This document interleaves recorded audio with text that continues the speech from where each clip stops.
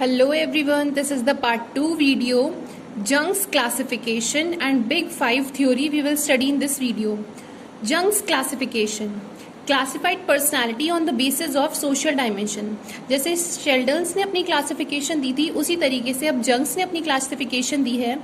तो इसमें दो तरीके के आते हैं, एक होते हैं उसने दो तरीके से क्लासिफाइड किया है, एक क्या है इंट्रोवर्ट, एक क्या है एक्सट्रोवर्ट से। ठीक है, इंट्रोवर्ट जो लोग अंदर रहना पसंद, मतलब इनसे ये याद रखना, जो लोग अंदर ही अंदर रहना पसंद करते हो। अंदर ही अंदर कौन रहना पसंद करते हैं? जो लोग शाय होते हैं ना, उनको ज्यादा किसी से बात करनी होती, अपना खुद का उनका वर्ल्ड ऑफ आइडियाज रहता है, अपनी ही सोच में खोए रहते हैं वो लोग, अपने ही थॉट्स में, इंटरेस्ट, एटीट्यूड उनका अपने से मतलब होता है, किसी दूसरे से उन्हें कोई मतलब नहीं होता। फ्यूचर के बारे में वो ज्यादा सोचते हैं, जो प्रेजेंट में चल रहा है उसके बारे में ना सोच के फ्यूचर के बारे में वो लोग ज्यादा सोचते हैं। और वो एडजस्ट नहीं कर पाते, किसी सोशल सिचुएशन अगर कोई हो गई तो उसमें एडजस्ट नहीं कर पाते। बहुत ज्यादा सेंसिबल होते हैं वो लोग, और रिजिड मतलब दृढ़ होते हैं वो लोग। ठीक है, उसके बाद आता है हमारा एक्सट्रोवर्ट। एक्सट्रोवर्ट इसी का ऑपोजिट है, जो लोग बहुत फ्रेंडली नेचर के होते हैं, बहुत टॉकेटिव होते हैं, बहुत सोशल सामाजिक होते हैं, करेजियस होते हैं, बाहर आना जाना ज्यादा करते हैं, उन्हें ज्यादा इंटरेस्ट होता है प्रेजेंट की रियलिटी जो चल रही है, ना कि फ्यूचर के बारे में, और वो अपनी डिसीजंस को बहुत जल्दी से ले लेते हैं। अब इंट्रोवर्ट में जैसे पॉइंट्स नहीं होते, अपनी ही खोए रहते हैं, अपनी ही सोच विचारों में खोए रहते हैं, तो वो इंट्रोवर्ट हो गई। और एक्सट्रोवर्ट पॉलिटिकल लीडर्स जो बाहर आना जाना बहुत ज्यादा करते हैं और प्रेजेंट सिचुएशन के बारे में सोचते हैं, ना कि फ्यूचर के बारे में, बहुत ज्यादा बोलते हैं, सोशल होते हैं, तो वो हो गए एक्सट्रोवर्ट। कमेंट में मुझे जरूर बताना कि आप इंट्रोवर्ट हो या एक्सट्रोवर्ट हो। मुझे जहां तक लगता है मैं तो इंट्रोवर्ट भी हूँ और एक्सट्रोवर्ट भी हूँ, पर इंट्रोवर्ट में ज्यादा हूँ। तो इसके बाद हम नेक्स्ट पढ़ेंगे बिग 5 थ्योरी। बिग 5 थ्योरी क्या है? इस बिग 5 थ्योरी में हमारे 5 डायमेंशंस आते हैं। ठीक है, बिग क्या होता है? ओशियंस कितने बड़े बड़े होते हैं, तो ओशियन की ट्रिक से हम इस चीज को याद रखेंगे। इसमें यह रहता है कि ये 5 चीजें होती तो सब में है, लेकिन सब में अलग अलग होती है, किसी में ज्यादा होती हैं, किसी में कम होती है, उनकी पर्सनैलिटी में ये सारी चीजें। ओ से ओपननेस, सी से कॉन्साइटियसनेस, ई से एक्सट्रोवर्जन, ए से एग्रीबलनेस और एन से न्यूरोटिसिज्म। अब इनको हम थोड़ा डिटेल में पढ़ेंगे। ओपननेस क्या होता है? ओपननेस मतलब पर्सन नए नए एक्सपीरियंसेस की तरफ कितना ज्यादा ओपन है। ठीक है, कितना ज्यादा एक्सेप्ट कर रहा है नए नए एक्सपीरियंसेस को, वो क्रिएटिव कितना है, किसी चीज नई चीज को जानने के लिए कितना ज्यादा क्यूरियस है, उसकी पर्सनालिटी में ये सारी चीजें हैं या नहीं है। जिन लोगों को नए नए कॉन्सेप्ट्स जानने होते हैं, नए नए एक्सपीरियंस जो लोग इंजॉय करते हैं, वो लोग आते हैं इस ओपननेस में। उसके बाद आता है कॉन्साइटियसनेस। इसमें क्या होता है? उनमें टेंडेंसी होती है सेल्फ डिसिप्लिन को शो करने की, वो बहुत ड्यूटीफुल होते हैं, उन्हें अपना उनका एम क्या रहता है कि उन्हें कुछ चीज अचीव करनी है अपनी लाइफ में, उसमें कॉन्साइटियसनेस होता है। उसके बाद एक्सट्रोवर्जन जो हमने पीछे पढ़ा ही था, इन्हें एनर्जी मिलती है दूसरे इंडिविजुअल्स के साथ इंटरैक्ट करके। दूसरे इंडिविजुअल से ये जब मिलते हैं तब इन्हें एनर्जी मिलती है। जब बहुत ज़्यादा टॉकेटिव होते हैं ये लोग, तो जब दूसरे लोगों से बहुत ज़्यादा बातें ये लोग कर लेते हैं तब इन्हें एनर्जी मिलती है। उसके बाद एग्रीबलनेस आता है। इंडिविजुअल जो है वो कितना ज़्यादा फ्रेंडली है, कितना कोऑपरेटिव है, कितना काइंड है, कितना जेंटल है, वो सोसाइटी के साथ किसी बात को लेके एग्री करता है या हमेशा उन्हें अपोज ही करता रहता है, सोसाइटी के साथ कितना कोऑपरेट होके वो इंसान रह रहा है, वो एग्रीबलनेस में आता है। नेक्स्ट लास्ट आता है हमारा न्यूरोटिसिज्म। न्यूरोटिसिज्म का मतलब ये क्या है? ये एक इमोशनल स्टेबल कितना है वो इंसान। न्यूरोटिसिज्म में जो इंसान है उसमें ज्यादातर नेगेटिव इमोशंस ही होते हैं, नेगेटिविटी ही ज्यादा होती है। जो लोग बहुत ज्यादा मूडी होते हैं, किसी टाइम पे किसी तरीके से बिहेव करना, उसके कुछ टाइम बाद ही बहुत अच्छे से बिहेव करना, बोलते हैं ना किसी किसी में मूल भी होते हैं, तो वही लोग न्यूरोटिसिज्म में आ जाते हैं। मूडी, बहुत ज्यादा टेंस लोग जो होते हैं वो न्यूरोटिसिज्म में आ जाते हैं। नेक्स्ट हमारा वो हमने 3 कर लिया। अब Sheldon's classification, Jung's classification and big 5 theory. Big ocean, big होता है तो ओशियन से याद रख लेना, ओ से ओपननेस, सी से कॉन्साइटियसनेस, ई से कितना ज्यादा एक्सट्रोवर्ट है, ए से एग्रीबलनेस, एन से न्यूरोटिसिज्म। नेक्स्ट हमारा टॉपिक आता है मोटिवेशन। बहुत बहुत इजी टॉपिक है। मोटिवेशन को तो हम अपनी लैंग्वेज में भी लिख सकते हैं। मोटिवेशन जो वर्ड है इसे डिराइव किया गया है लैटिन वर्ड मोवेरे से, जिसका मतलब होता है change in inner urge to achieve the goal. अंदर जो हमारी आत्मा है उसमें से हमारे कुछ मन करता है वो हमारी बदल जाती है। एकदम से हमारा मन करता है कि हाँ भाई अब तो हमें अपने गोल को अचीव करना ही है। उसे हम क्या बोलते हैं, मोटिवेशन। अंदर से एकदम से ऐसे कुछ जागरूक होना अंदर, जिसकी वजह से हमें लगे हाँ अब तो कुछ करना है, अपने गोल को अचीव करना ही है। जब भी हम मोटिवेटेड होते हैं उस टाइम में हमें एफर्ट्स आ जाते हैं, अपने गोल को अचीव करने के एफर्ट्स आ जाते हैं हमारे अंदर। हम कोई मोटिवेशनल वीडियो ही क्यों ना देख ले फ़ोन पे, हमें अंदर से ऐसा लगता है अब पढ़ना है, अब कुछ भी हो जाए पढ़ना ही है, अपने गोल को अचीव करना ही है। तो ये एक तरीके का मोटिवेशन हमारे अंदर होता है। ये एक डिटर्मिनेंट रहता है इंडिविजुअल के बिहेवियर में। ये एक साइकोलॉजिकल फैक्टर ही है। ये मोटिवेशन जो है ये भी एक तरीका का साइकोलॉजिकल फैक्टर है जो इंसान की परफॉर्मेंस को अफेक्ट करता है। कैसे, इंसान ठीक है अपनी नॉर्मल लाइफ में चल रहा है, अब इसे एक मोटिवेशन, एक सोर्स ऑफ मोटिवेशन दिखा जिसकी वजह से उसे लगता है अरे मैं क्या लाइफ जी रहा था, अब मुझे अपने गोल्स को अचीव करना है, अब मुझे अपने सपनों को पूरा करना है। किसी चीज को देख के इंस्पायर होना, उस चीज को हम मोटिवेशन कहते हैं। जिस चीज को देख के इंस्पायर होके हम अपने गोल को अचीव करना चाहे, अंदर से बिल्कुल वो हो कि अब अचीव करना ही है, उस चीज को हम मोटिवेशन कह देते हैं। डिफरेंट इंसान के लिए डिफरेंट सोर्स ऑफ मोटिवेशन रहता है क्योंकि उनका दिमाग अलग होता है, इसीलिए सबके लिए अलग अलग मोटिवेशन होगा। अब मेरे लिए कुछ और मोटिवेशन है, आप लोगों के लिए कुछ और चीज मोटिवेशन होगी, तो सबका मोटिवेशन सेम तो हो नहीं सकता। अब नेक्स्ट आते हैं इसके टाइप्स कितने हैं। ये दो टाइप्स का होता है, एक होता है इंट्रिंसिक और एक्सट्रिंसिक। इन मतलब जो सोर्स ऑफ मोटिवेशन है वो हम खुद हैं, हम किसी को देख के मोटिव नहीं हो रहे, हम अपने खुद के अंदर से आवाज आ रही है, हम खुद अपने आप से मोटिवेशन, मतलब हमें खुद अपने आप से मोटिवेशन मिल रही है, जिस चीज को मतलब उस मोटिवेशन को लेके हम अपने गोल की तरफ बढ़ रही हैं। तो no outside one gives us motivation, कोई भी बाहर का इंसान हमें मोटिवेशन नहीं दे रहा है। एक्सट्रिंसिक में क्या होता है, ये एक्सटर्नल होती है। It occurs when source of motivation is someone from outside to reach our goal, कि कोई और इंसान जैसे हो गया, उसने हमें इतना ज़्यादा मोटिवेट कर दिया कि हमें अपने गोल को अचीव करना है। हमने कोई वीडियो देख ली, उसको देख के हमारे अंदर मोटिवेशन आया, और या फिर कोई गेम प्ले कर रहे हैं हम, उसमें रिवॉर्ड्स का रख दिया और कि ये प्राइज मिलेगा, तो हमारे अंदर एक मोटिवेशन आया कि ये चीज़ तो हमें जीतनी ही है। तो ये हमारे होते हैं एक्सट्रिंसिक मोटिवेशन। किसी बाहर के माध्यम से, बाहरी माध्यम से हमें जब मोटिवेशन मिले उसे हम क्या कहते हैं, extrinsic motivation. Reward, punishment, praise, blame, cash prize, ये सभी एक्सट्रिंसिक मोटिवेशन के एग्जाम्पल हैं। इन चीज़ों को देख के इंडिविजुअल को लगता है कि हाँ हमें पनिशमेंट मिलेगी, हमें पनिशमेंट नहीं चाहिए, इसलिए हम ये चीज़ कर रहे हैं। तो ये भी एक तरीके का मोटिवेशन ही है, ठीक है। उसके बाद नेक्स्ट आती है टेक्निक्स ऑफ मोटिवेशन, कि क्या टेक्निक्स हैं जिसकी वजह से हम मोटिव हों, मतलब हमें मोटिवेशन मिलती है। अगर हम एक गोल सेट कर ले अपना कि इस गोल को अचीव करना ही है, हमें आज हम लिख ले कि हमें ये गोल अचीव करना ही है, मुझे अपने 12th में 95% लाने ही हैं, ये हमारे अंदर एक मोटिवेशन भरेगा कि नहीं तुम्हें 90 नहीं, तुम्हें 95% लानी है। हमने अपना एक गोल 12th की स्टार्टिंग में ही सेट कर लिया जो हमें 12th के रिजल्ट तक अपना पूरा करना है। तो ये गोल सेटिंग होगी कि हमने पहले ही अपना गोल बना लिया। सेकंड, स्पेक्टेटर्स जो हमें देख रहे हैं वो हमारे अंदर मोटिवेशन भरते हैं। एक हेल्दी सा इन्वायरमेंट हो, ऐसे मज़ा आ जाए जैसे हम किसी कोई गेम खेलने जा रहे हैं, स्पोर्ट्स प्ले करने जा रहे हैं, अब वहाँ का इन्वायरमेंट ही इतना अच्छा है, वाह कितना अच्छा इन्वायरमेंट है, तो वो हमारे अंदर मोटिवेशन भर देता है। कुछ छोटी छोटी चीज़ें ही हमारे अंदर इतना मोटिवेशन भर देती है।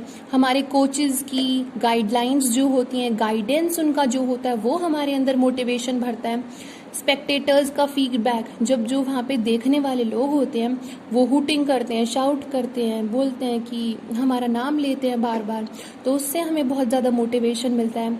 कॉम्पिटिशन्स अगर हो रहे हैं तो हमें रहता है कि हाँ कॉम्पिटिशन हो रहा है और हमें इसे जीतना ही है, ये एक सोर्स ऑफ मोटिवेशन है। रिवॉर्ड्स को, पनिशमेंट को देख के कभी कभी होता है गुड फील्ड को देख के कि खेलने जा रहे हैं, पिच को देख के इतना मज़ा सा आ जाता है। फिर मोटिवेशनल म्यूज़िक को देख के हमारे मतलब मोटिवेशन भरता है हमें। अगर आप एक बार ट्राई भी करना, अगर हम रनिंग कर रहे हैं, अगर म्यूज़िक चला लेना एक बार, तो हमारे अंदर से इतनी ज़्यादा फुर्ती आ जाती है, फिर हम और ज़्यादा अच्छे से भागने लगते हैं, बहुत तेज़ भागने लगते हैं। पॉजिटिव सेल्फ टॉक होता है। एक मोहम्मद अली थे, वो हमेशा अपने आप से बोलते थे I am the greatest, I am the greatest. इसको बोल के वो अपने आप को सेल्फ मोटिवेट करते थे। तो सेल्फ टॉक भी एक सोर्स ऑफ मोटिवेशन है। हमें किसी और चीज़ की ज़रूरत ही नहीं है, सेल्फ मोटिवेशन ही अगर अंदर से है कि हाँ हम कर सकते हैं। तो ये कुछ टेक्निक्स हैं हमारी मोटिवेशन की। नेक्स्ट हमारा लास्ट टॉपिक है ये शायद से, exercise adherence. Exercise adherence 2 words का कॉम्बिनेशन है, एक्सरसाइज का और एडहियरेंस का। एक्सरसाइज क्या होती है? कोई भी मूवमेंट हमारी मसल्स का जो हमें काम कराता है या हमारी बॉडी को चाहिए होता है बर्न करने के लिए कैलोरीज को। अब एक्सरसाइज क्यों करते हैं? फिजिकली फिट रहने के लिए, कैलोरीज बर्न करनी हो, वेट लॉस करना हो। तो जो भी हम मूवमेंट कराते हैं जो हमारी मसल्स को काम कराए और हमारी कैलोरीज को बर्न करे, उसे एक्सरसाइज कहते हैं। और एडहियरेंस मतलब टू स्टिक, उस पर बिल्कुल स्टिक हो जाना। इसका मतलब होता है एक्सरसाइज की बिल्कुल आदत सी पड़ जाना, वो होता है हमारा एक्सरसाइज एडहियरेंस। अगर किसी चीज़ की आदत पड़ जाए तो ठीक है, इसका मतलब होता है कि हम जो हमारा एक्सरसाइज का रेजीम रूटीन है उसे लॉन्ग पीरियड ऑफ टाइम तक चला रहे हैं, तो उसे हम एक्सरसाइज एडहियरेंस कहते हैं। मतलब sticking to your daily exercise and goals, बिना छोड़े रेगुलर एक्सरसाइज करना।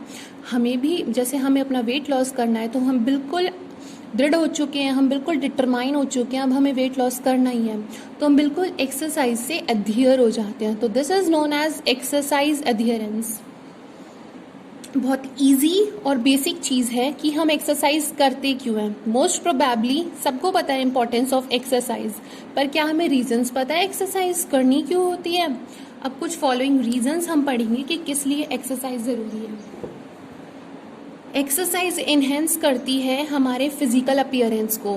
अगर हम डेली एक्सरसाइज करेंगे तो हम खुद ही बहुत स्मार्ट होते चले जाएंगे, हमारी पर्सनालिटी बहुत अच्छी होती चली जाएगी, हमारी इमोशनल हेल्थ जो है वो अच्छी हो जाएगी, हमारे मूड को वो बहुत बूस्ट कर देती है, हमारा मूड बहुत सही हो जाता है। एक्सरसाइज करते टाइम एक एंडोर्फिन केमिकल होता है हमारे ब्रेन में, वो हमें हैप्पी करने में बहुत हेल्प करता है, हमें हैप्पी करने में।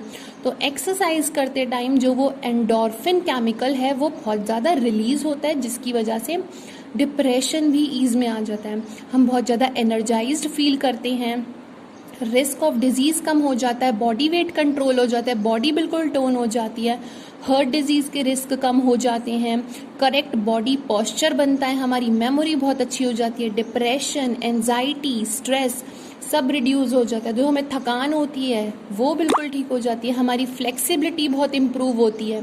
अगर हमें कोई चोट लग जाती है तो बहुत इजी हम रिकवर कर लें अगर हम एक्सरसाइज करें। अब चोट लगे तो हल्की हल्की एक्सरसाइज भी हमें करनी तो चाहिए ही, जिसकी वजह से हम जल्दी रिकवर हो जाते हैं। इसकी वजह से हमें सेल्फ कॉन्फिडेंस आता है, क्योंकि हमारी बॉडी ही इतनी शेप में हो जाती है, फेस पे इतना ग्लो सा आ जाता है एक्सरसाइज करने से, जिसकी वजह से हमारा जो सेल्फ कॉन्फिडेंस है वो बहुत ज़्यादा बढ़ जाता है।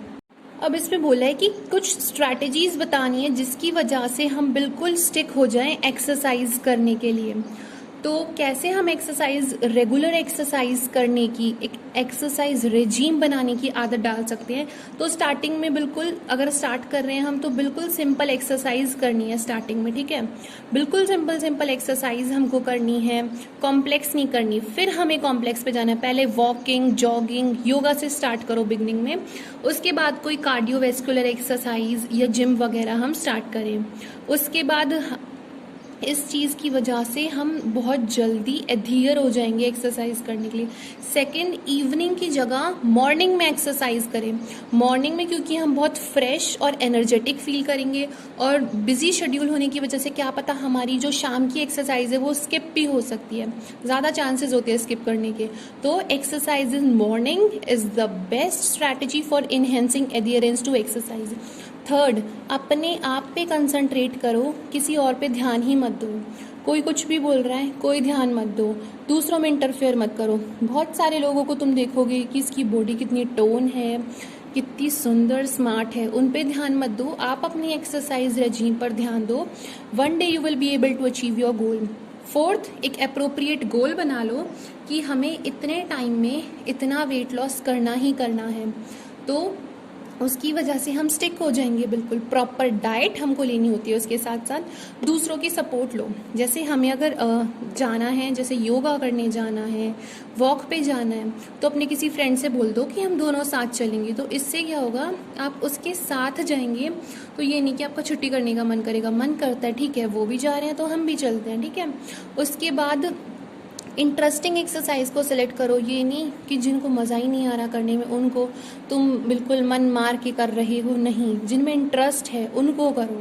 अगर योगा में इंटरेस्ट है योगा को करो, जिम में इंटरेस्ट है जिम करो, अगर रनिंग में जॉगिंग में इंटरेस्ट है तो वो करो। अगर घर पे नेक्स्ट की हमें पंचुअल रहना है हर चीज़ को लेके, बिल्कुल। उसके बाद ये नहीं सेम एक्सरसाइज रोज़ रोज़ कर रहे हैं, कुछ वैरायटी लेके आनी है एक्सरसाइज पे। एक्सरसाइज में यूट्यूब से देख के भी कर सकते हैं, बहुत सारी एक्सरसाइज और वैरायटी ऑफ एक्सरसाइज होती हैं। और एक अपना स्केड्यूल बनाओ कि हमें ये एक्सरसाइज इस दिन करनी है, प्रॉपर डाइट लेनी है। डाइट तो खैर ऐसे ही है वेट लॉस के लिए, बट एक्सरसाइज के लिए हमें एक शेड्यूल बनाना होता है, पंचुअल रहना होता है। तो ये कुछ स्ट्रैटेजीज हैं जिसकी वजह से हम एडहियर हो सकते हैं एक्सरसाइज को लेके। अब हमारा ये लास्ट टॉपिक है एग्रेशन।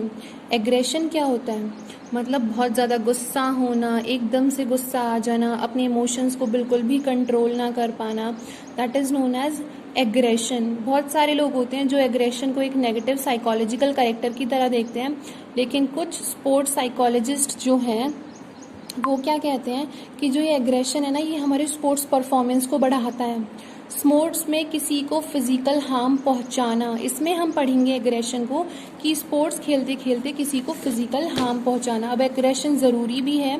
कैसे, कुश्ती खेलते टाइम जब अंदर से एकदम गुस्सा आएगा जब ही हम कुछ कर पाएंगे ना, तो वो एग्रेशन है। 3 तरीके के एग्रेशन होते हैं, हॉस्टाइल एग्रेशन, इंस्ट्रूमेंटल एग्रेशन और एजर्टिव बिहेवियर। 3 तरीके के एग्रेशन है ये। हॉस्टाइल एग्रेशन को इम्पल्सिव एग्रेशन भी बोलते हैं। बहुत ईजी है। हॉस्टाइल एग्रेशन में क्या है, इसका मेन एम होता है कि हमें दूसरे स्पोर्ट्स पर्सन जो हैं उन्हें इंजरी पहुंचानी है। जो हमारा ओपोनेंट है उसे इंजरी पहुंचानी है, उसे कुछ जख्म देना ही है हमें।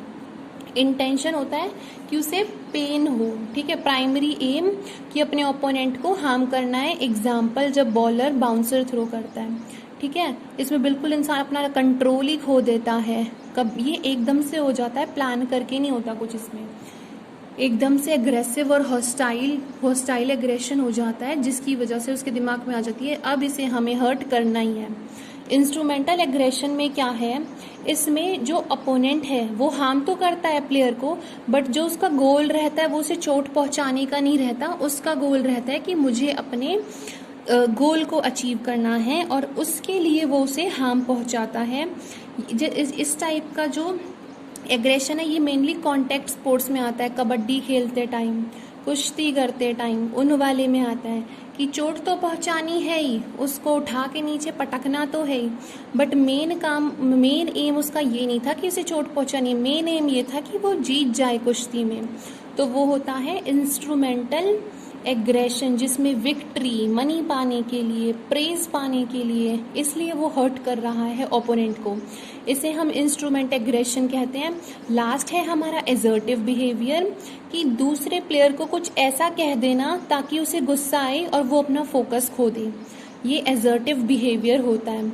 इसमें रूल्स को ब्रोक नहीं किया जाता बिल्कुल भी, और जो उसका इंटेंशन होता है वो किसी को हर्ट करने का नहीं होता। इंटेंशन इसमें भी यही रहता है कि उसे अपना जो गोल है, उसे अपना गोल जो है वो अचीव करना है। तो इसमें 4 पॉइंट्स हैं इसके, कि गोल ओरिएंटेड होता है, दूसरे को हार्म नहीं पहुंचाना चाह रहा, लेजिटिमेट, और इसमें रूल्स को ब्रोक नहीं किया जाता। फॉर एग्जाम्पल, अगर कोई क्रिकेट खेल रहा है तो उसे कुछ ऐसी फालतू में कह देना जिसकी वजह से उसका बिल्कुल दिमाग खराब हो और वो जो उसका ओपोनेंट है वो अपने गेम पे फोकस ना कर पाए और उसी बात को सोचता रहे। इसे एजर्टिव बिहेवियर कहते हैं। तो ये हमारे 3 टाइप्स के एग्रेशन थे। Thank you. ये इतना ही चैप्टर था बस। लास्ट टॉपिक इसका एग्रेशन ही था। कुछ टेस्ट योरसेल्फ क्वेश्चंस हैं, ये आप खुद करके देख लेना। The term motivation is derived from the word dash. In dash aggression the main aim is to cause injury or harm the other sports person, and last is what is motivation. Thank you all of you. Please support the channel.